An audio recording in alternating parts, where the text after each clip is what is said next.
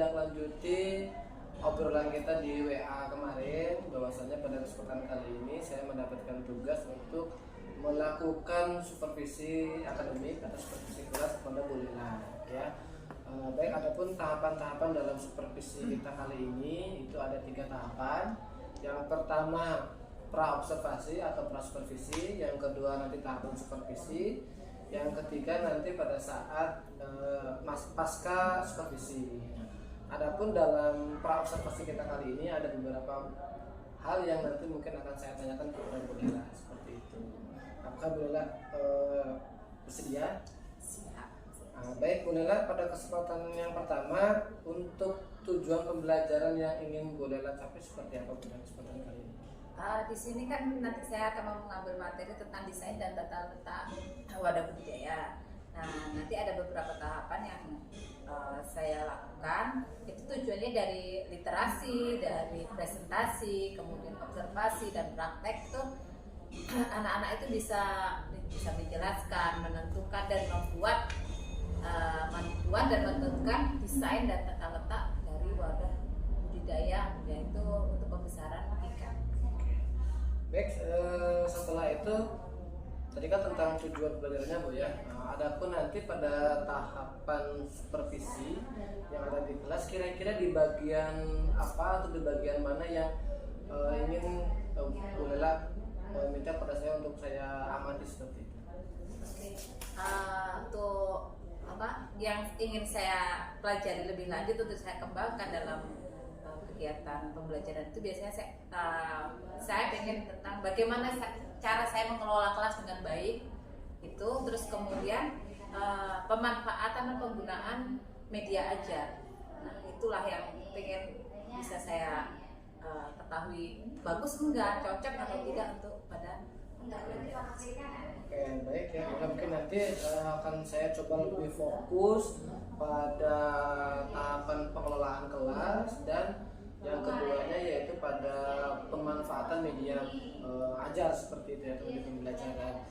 Baik Bu Lila, cukup ada lagi yang ingin diminta saya amati? Saya rasa itu dulu. Cukup ya. Baik Bu Lila, terima kasih pada tahapan yang pertama ini. Semangat Bu Lila untuk nanti melaksanakan supervisi kelasnya ya. Mungkin itu saja Bu Lila pada kesempatan ini. Saya akhiri. Wassalamualaikum warahmatullahi wabarakatuh. Waalaikumsalam.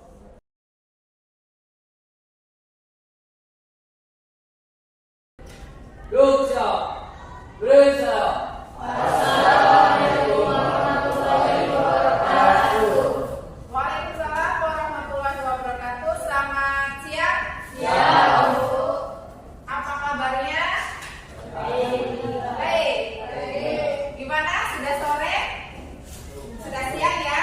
Sudah dari pagi sampai siang, waktu istirahat sudah 2 kali istirahat, pasti ngantuknya sudah lumayan banyak kayaknya. Tapi kita harus tetap semangat untuk belajar ya. Ya, menuntut ilmu itu bukan suatu hal yang asing lagi untuk kalian. Menuntut ilmu adalah hal yang wajib untuk kita. Menuntut ilmu sampai sepanjang hayat. Belajar tidak terhenti hanya karena hari ini saja, tapi itu sampai akhir hayat kita. Oke, sebelum kita mulai pelajaran, saya absen dulu ya. Alia, oke, Amina, Andi, Anjes, hadir. Ini hadir. Yang tidak ada siapa di sini? Reva dan Muhammad Faisal. Mana? Latihan teater. Oh iya, mau pentas ya. Oke. Berarti kita hari ini 19 orang, yang tidak ada 2 orang karena ada kegiatan di luar. Baik, untuk hari ini, untuk sore ini kita akan melanjutkan pelajaran kita tentang pembesaran, teknik pembesaran komoditas perikanan ya. Yang kemarin kita materinya tentang pemilihan lokasi. Sekarang kita akan melakukan belajar materi tentang desain dan tata letak ya, untuk pembesaran komoditas perikanan air tawar.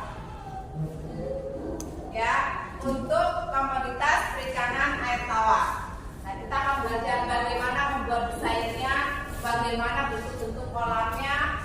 Bagaimana Anda memilih untuk kolam yang bisa Anda siapkan di sekitar lingkungan Anda?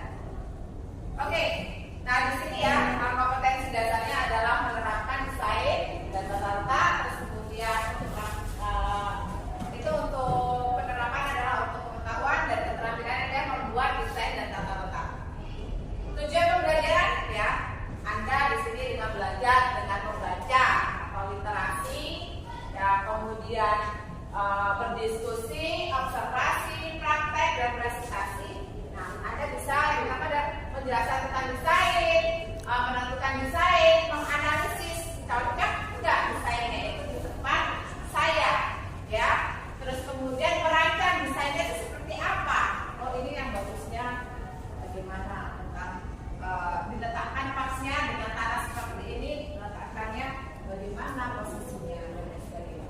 Kemudian peserta didik menunjukkan desainnya, nanti Anda menggambar desain Anda. Oh ini loh yang telah saya buat, nanti tanahnya model ini, nanti gambarannya ini bentuk dari kolamnya seperti ini, dari apa kolamnya. Nah sebelum ke nanti kita ke praktek dan lain sebagainya ya, ini ada sedikit tayangan ya yang menjelaskan tentang sistem budidaya. Baik ya. Nah tapi sebelumnya ya, kita ini sangat bermanfaat sekali ya untuk pengetahuan kita semua bagaimana tentang pengetahuan ini di saat Anda tidak keliru dalam menentukan dari tanahnya segala macam bentuknya itu ditetapkan seperti apa, penggunaan lahan tersebut, bentuk kolamnya seperti apa. Ini sangat penting sekali untuk pengetahuan kita untuk di bidang pembesaran perikanan ya. Nah di sini langsung saja ya. Oke, kita langsung tentang bagaimana sistem budidaya tentang pembesaran ikan. Bisa dilihat dibaca ya. Oke.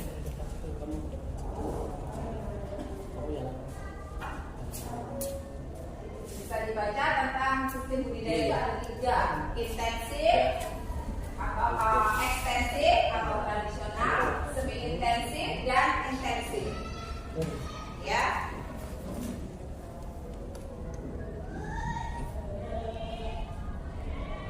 Terus kemudian selanjutnya ya, nah ini ragam wadah pembesaran.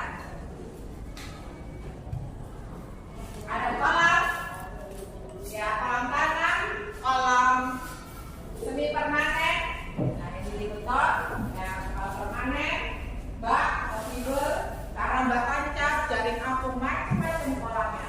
Kalian bisa lihat di daerah Anda itu seperti apa, ditambah dekat sekitar Anda itu bagaimana ya, kan Anda bisa lihat. Nah ini kemudian setelah kolamnya tadi sudah betul-betul macam-macam kolamnya, ini ada jenis-jenis tanah untuk Anda menentukan kolam apa yang baik untuk digunakan ya. Dengan kolam ini, dengan jenis tanah ini Anda bisa menentukan apakah ini harus kolam terpal, apakah ini harus kolam beton ya, dan juga harus sesuai dengan permodalan. Oke. Ada tanah liat, kemudian ada tanah lempung, kemudian lempung liat berpasir, dan bila tanah kandungan pasirnya lebih dari 70%. Anda harus tahu kalau tanah yang kandungannya berpasir itu berarti airnya akan poros ya, tidak bisa menahan air, jadi dia tidak bisa digunakan untuk kolam tanah ya. Tidak ada lempung berfraksi kasar. Nah, biasanya yang digunakan tanah liat ya, sedikit berpasir atau lempung liat berpasir nah, yang bisa digunakan untuk kolam-kolam tanah ya. Kalau yang berpasir jelas tidak bisa, harus pakai terpal ataupun pakai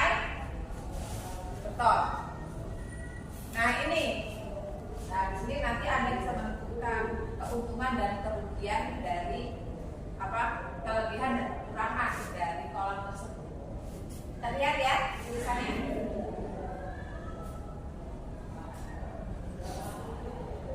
Biayanya murah, membantu kerja bersama, tersedia pakan alami, pengembangan sesuatu produk terjadi secara alami. Kurangnya rentan kebocoran oleh hewan-hewan perusak, ya. Biasanya yang merusak kolam, pematang kolam itu biasanya apa? Apa? Belut, terus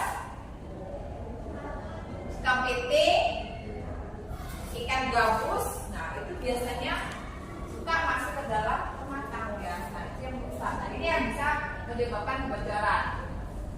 Nah sulit mengontrol hewan predator, yaitu kadang-kadang ikan gabusnya dan ikan pemangsa lainnya itu kalau di tanah biasanya sering sulit dikontrol. Debit airnya, nah sulit mengontrol debit air yang masuk. Selanjutnya, semi permanen. Semi permanen itu bedanya dari tadi, dia kanan kirinya tembok, ya. Di sini kanan kirinya tembok. Terus kemudian ini kelebihannya tahan terhadap kebocoran akibat hewan karena kanan kirinya tembok. Paling kalau ini rodes ke bawah, ya. Kalau permanen tidak. Tahan terhadap tekanan air dalam, mudah dalam pengelolaan air dan dari bambu, kualitas air bisa dikontrol lebih cermat. Biayanya lebih mahal, penyediaan pakan alami, ya, itu ketersediaan pakan alami sedikit, proses penguraian alami sulit terjadi. Ini karbon jaring apung.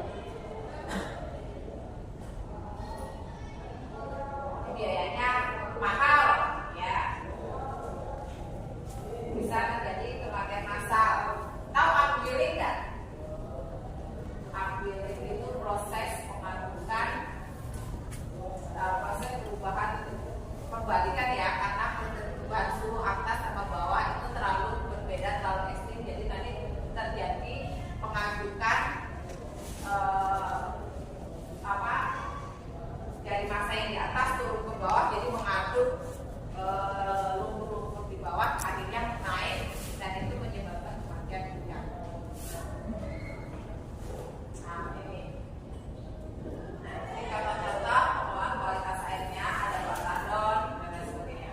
Nah ini yang bukan ada, ya, untuk dalam kegiatan desain itu biasanya Anda harus bisa mengamati macam-macam bentuk kolamnya, terus bagaimana tentang saluran pemasukannya, ya, saluran pengeluarannya, model-modelnya seperti apa. Ini kolam tanah, ya. Ini saluran nilai outletnya, ini pemasukannya, ya. Ada kolam ini, jadi ada paralon-paralon.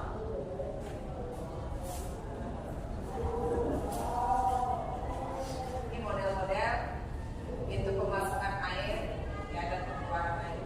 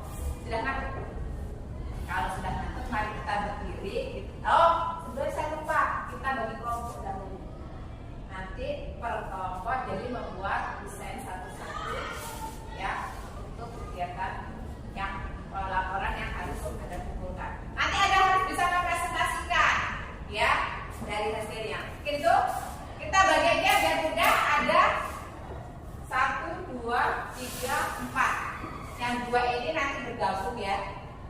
Bergabung. Jadi yang depan Anjes ke kelompoknya Peri. Siapa? Saya tarik ke kelompoknya Anggi. Ya, saya kan kapal. Ya. Oke, mungkin itu ya kelompoknya. Jadi kita observasi sebentar, keluar sebentar, nanti kita kembali lagi ke kelas. Sudah membentuk kelompok pola, ya. Oke, mungkin itu ya. Ke materinya itu dulu, nanti kita keluar observasi sebentar. Mungkin itu ya. Yuk.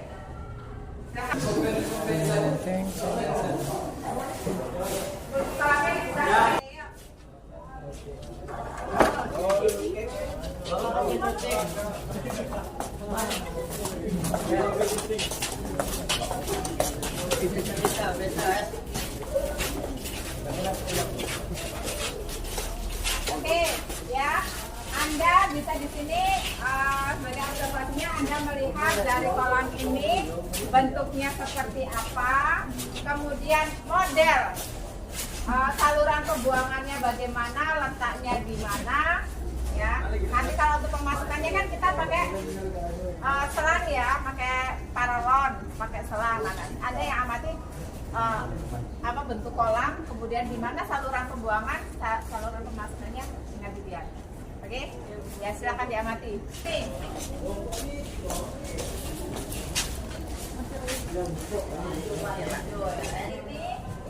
Ini adalah saluran pembuangannya ya, ada saluran pembuangan. Jadi tadi itu ada tanda untuk biar airnya tidak meluap seperti apa. Ya, modelnya ya. Untuk penggunaannya adalah kebesaran yang ya. Kemudian kita lihat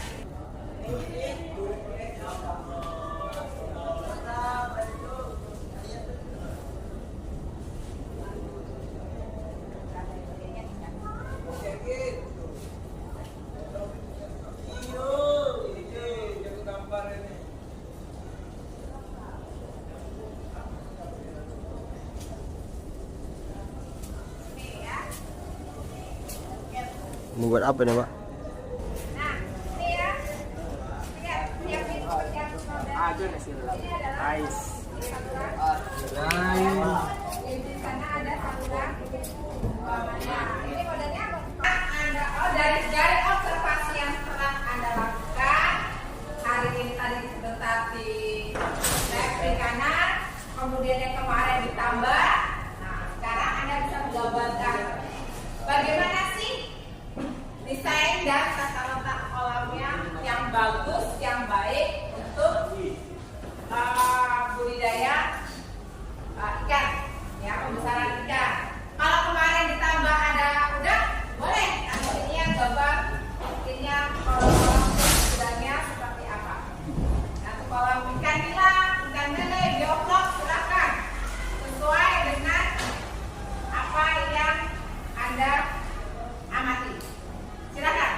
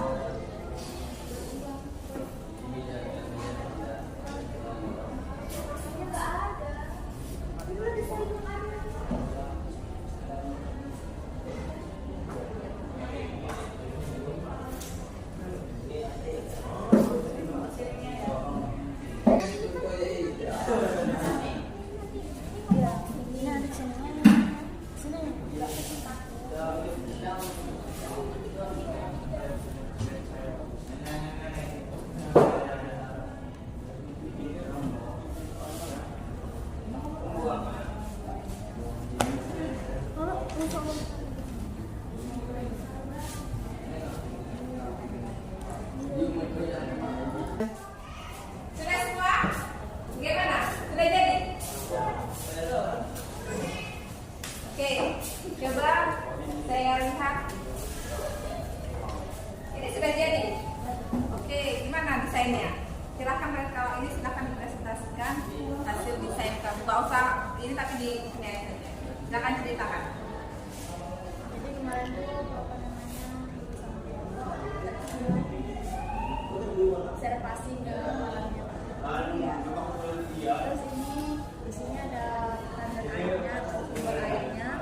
Terus ini saluran pemasukannya Bu. Ini contoh-contoh kolam bioflok. Terus di sini juga ada kolam nila. Terus ini juga yang dari ini buat saluran pengeluaran airnya Bu. Terus di sini juga persegi panjang buat kolam lele. Nanti kalau ini dikasih warna ya biar ada perubahan agak lebih cantik lagi. Nanti gambarnya juga dibuat cantik lagi di biar lebih bagus ya. Oke, itu tadi hasil presentasi dari salah satu kelompok. Untuk yang belum selesai silakan diselesaikan lagi karena waktunya kita sudah mau habis ya. Harus selesaikan di rumah, minggu depan dipresentasikan kembali. Ya, kita lanjutkan, kita presentasikan, kita dibuat dengan baik. Dari hasil pelajaran hari ini, ya, kita bisa apa yang dapat Anda ambil, Anda simpulkan dari kegiatan belajar tentang desain. Apa nih Lu? Bisa membuat desain kolam. Oke Raga, apa? Apa yang kamu dapatkan tentang ini? Oke, ya, bisa mengerti tentang bagian-bagian kolam ya. Oke, bagus. Nah, untuk yang selanjutnya kita diasah lagi ilmunya, belajar lagi. Kita akan lebih dalam lagi nanti minggu depan kita belajar tentang bagaimana kita desain dan selanjutnya mempersiapkan media budidayanya.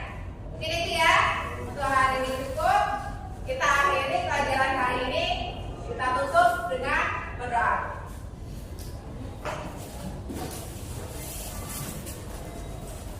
Yuda Jumkan hari berat pada sore hari ini kita berdoa menurut yang masing-masing. Mulai.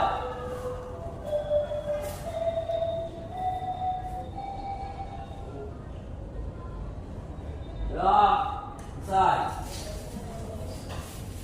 Beri salam.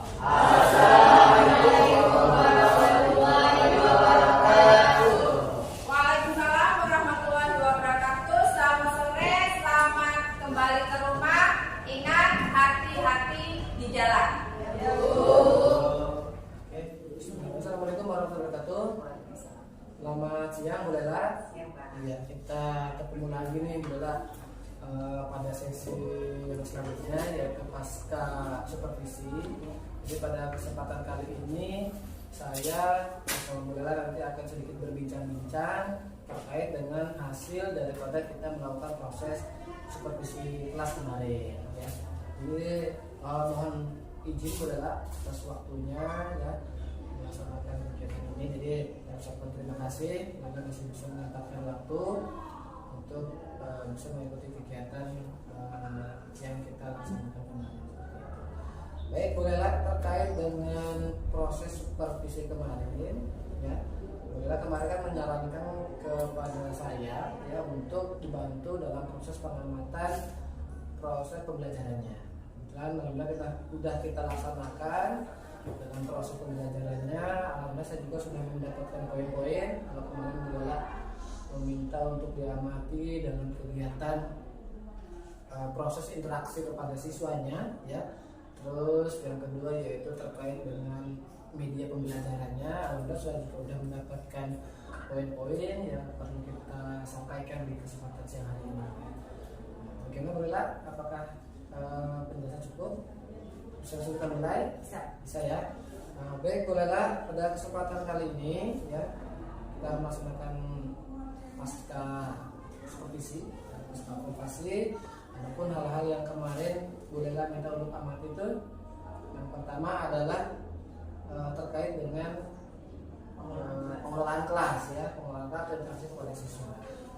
Yang keduanya yaitu terkait dengan media ajar. Nah, pertanyaannya saya kembalikan ke Bu Lela terkait dengan pengelolaan kelas ya. Menurut Bu Lela sendiri pengelolaan kelas kemarin seperti apa? Kalau untuk saya kemarin itu, saya merasa untuk pengelolaan kelas itu kurang maksimal gitu. Mungkin siswanya itu memperhatikan apa yang saya tayangkan di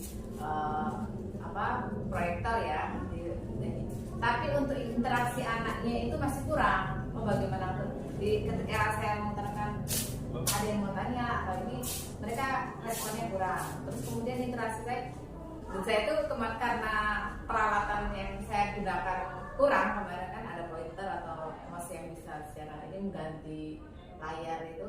Nah karena terpaku itu jadi saya tidak bisa bergerak dengan bebas.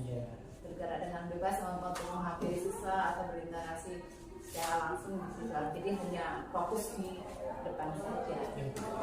Oke, kita terkait dengan pengolahan kelasnya tadi ya. Jadi tadi beliau sendiri sudah menyampaikan bahwa pengolahan kelas kemarin berdasarkan hasil kita supervisi, ya kan? Itu memang dari segi pengolahan kelasnya hasil yang saya amati juga sama dengan apa yang disampaikan Bu Lela terkait dengan itu. Hal yang perlu kita terkait dengan hal itu, nah, kira-kira menurut Bu Lela sendiri terkait dengan pengelolaan kelas tadi, yang idealnya sih seperti apa sih? Ya kita bisa langsung berinteraksi ya, ada imbal balik ke anak, ada anaknya tuh responnya juga dengan apa yang kita sampaikan. Kalau ada responnya mungkin kita kurang bisa menekankan ayo seperti apa untuk menekankan. Agak tegang mungkin juga siswanya agak tegang ya, mungkin bisa dengan diselingi dengan kegiatan apa yang biar merilekskan atau sebelum awal atau di pertengahan itu ada kegiatan seperti ice breaking atau seperti permainan ya untuk buat mereka lebih fokus gitu kan, untuk semangat belajar mungkin seperti itu. Terus kita ya sambil ini ya lebih mendekat ke siswa gitu, tidak hanya di dekat di depan, tapi juga kita bisa berinteraksi langsung dengan dekat siswa dengan mendekati mereka. Jadi kan beliau menyampaikan, maksudnya idealnya memang seperti itu ya kan, jadi ada interaksi dengan siswa, terus mungkin karena siswanya kita kemarin kan jam siang ya, karena kalau kita jam siang, jadi mungkin siswanya terlalu jenuh, lelah gitu kan mungkin. Nah, tadi beliau menyampaikan perlunya dilakukan sebuah SBT ataupun pendekatan. Nah selain daripada yang disampaikan beliau tadi, kira-kira ada hal lain yang mungkin terlewat ataupun ada yang kurang disampaikan untuk kegiatan interaksi pada siswanya? Mungkin biasanya evaluasinya ya, evaluasi siswanya itu yang terhadap pembelajaran jadi belajar itu hasil evaluasinya yang mengevaluasi hasil belajarnya itu yang dilakukan. Iya, dengan evaluasi belajar Bu ya, baik. Menurut Bu Lela juga, sebenarnya tadi kan udah ada contoh idealnya, contoh idealnya seperti itu. Nah, kira-kira dalam proses pembelajaran berikutnya, kira-kira apakah mungkin interaksi dengan siswa tadi yang disebutkan tadi itu bisa dilaksanakan? Sangat mungkin sekali. Tidak mungkin di awal itu mereka ayo mari kita ini untuk fokus untuk biar semangat belajar, kalau sudah siang ngantuk dan sebagainya ya oke, ayo bikin dulu apa terus kemudian untuk mendekatkan kegiatan mendekatkan siswa dengan kita dan karena kemarin menggunakan proyektor ya, menggunakan proyektor kemudian ya kita alatnya itu yang harus dibawa agar kita bisa leluasa memberikan penampilan layar itu lebih mudah, itu tidak hanya berpaku saja pada laptop. Oke baik, ini kan sangat mungkin dilaksanakan ya. Kira-kira ini kapan? Kira-kira kapan mulai Ibu akan melaksanakan pembelajaran dengan tadi ada interaksi dengan siswa tadi, kira-kira kapan? Bicara waktu apakah setelah kemarin saya melihat dari hasil kok saya merasa penampilan saya mengajar itu memang kemarin saya agak terburu-buru, terus kemudian persiapan untuk mengajarnya kemarin alatnya yang tertinggal dan lain sebagainya. Nah itu setelah kegiatan itu ya mulai hari berikutnya ketika saya melakukan pembelajaran itu ya kemudian saya melengkapinya. Jadi saya sudah langsung bisa menilai, oh ini loh ternyata saya harusnya peralatan itu harus kalau mau berangkat harus disiapkan. Terus untuk speaking ya dicoba. Kalau SBK-nya belum, tapi baru seperti peralatannya. Kalau SBK-nya kemudian pertemuan selanjutnya akan saya Baik, Bella, optimis sekali berarti ya. Kan sudah mulai dipraktekkan ya kan. Sirkulat yang diberlakukan itu yang pertama. Yang kedua terkait dengan media pembelajaran. Media pembelajaran kemarin Bella saya perhatikan kan memang ada tanya. Menurut Bella media pembelajaran yang dipakai kemarin itu apakah sudah sesuai mungkin atau masih ada yang perlu diperbaiki? Kalau untuk dari segi saya pribadi kemarin kan baru medianya baru menggunakan tampilan video, terus PowerPoint. Nah itu masih hanya sekedar baru itu untuk secara literasinya ya secara literasinya. Tapi belum ke siswanya yang siswanya ini apa yang harus dilakukan. Kemarin saya observasi lapangan, mereka kan harusnya dari observasi ini mereka sudah harus bisa membuat suatu produknya. Nah itu yang produknya itu yang untuk ditampilkan, untuk dipresentasikan itu belum ada dari siswa. Ini masih ada kekurangan terkait dengan sebuah produknya ya. Produknya tadi. Nah ini kan itu media belajarnya kan memang kemarin sudah diobservasi ya kan, terus harus ada hasilnya ya kan, ternyata ada hasilnya. Nah kira-kira untuk pertemuan berikutnya apakah itu bisa dilakukan, apakah bisa dilakukan kepada siswa? Ya, untuk pertemuan selanjutnya itu karena kemarin belum bisa produknya belum ada. Nah ini pertemuan depan ini saya merencanakan itu akan membuat, kalau kemarin kan membuat desain dan desain wadah dari budidaya. Nah kita nanti saya merencanakan itu akan membuat kayak seperti miniatur lokasi budidaya yang ada berbagai macam bentuk kolam, ada tempat penampungan, saluran air itu. Yang hanya kita kan kemarin karena hasil observasi kita buat produknya ini karena miniatur ya, kita buat sedemikian rupa dengan memanfaatkan peralatan yang ada. Tentu saya kita menggunakan, saya merencanakan itu menggunakan kertas origami, karton, bahkan itu seperti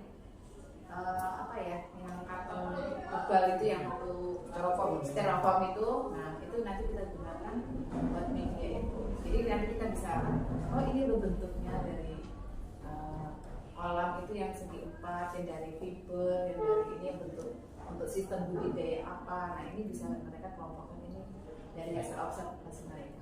Luar biasa sekali. Jadi udah ada gambaran nanti hasil produknya seperti ini ya kan, sudah tergambar dan itu mungkin gambaran sketsa miniatur miniatur kolamnya mungkin sudah ibu ini. Kira-kira di pertemuan keberapa nih ibu bisa mempraktekkan atau menginvestasi siswa?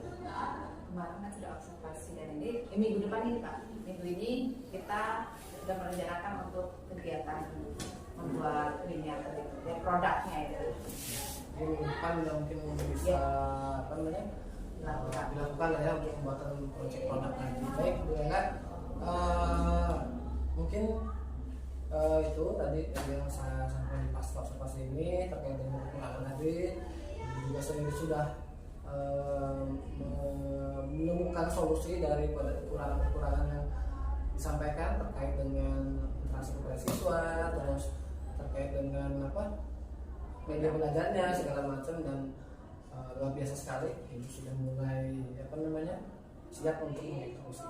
Baik Bu Ella, mungkin itu pertemuan kita kali ini. Terima kasih atas waktunya dan mohon maaf juga atas mengganggu waktu Bu Lela. Mungkin hari ini ada waktu istirahat tapi kita ganggu untuk kegiatan pas waktu pasir. Sekali lagi terima kasih dan semangat terus Bu Lela ya.